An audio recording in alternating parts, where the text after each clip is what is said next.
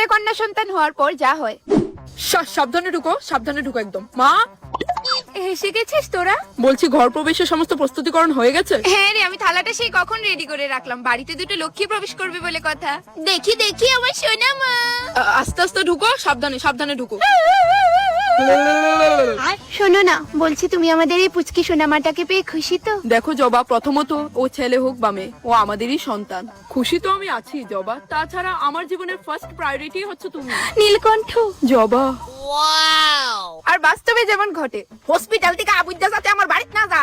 দেখেন আপনার বৌমার যথেষ্ট ফুটফুটে মেয়ে সন্তান হয়েছে, একবার গিয়ে দেখেন। আমার দেহার কোনো কাম নাই। এ বাবু চল, দাঁড়িয়ে রয়েছিস কেন? ভাই চল। ফেটের করুন আছেন। আমি জানতাম বিশাল এরকম একটা পরিস্থিতিতে তুমি একমাত্র আমার পাশে থাকবা। ঠিক হয়ে আছে রে বাবু। কি গো, দেখা যাও না তোমার মেয়ের মুখটা কত মিষ্টি। দেখ হইছে মাই, এই মাইটা পছন্দ নেই তো লিডে নতুন বউ বানাইলো।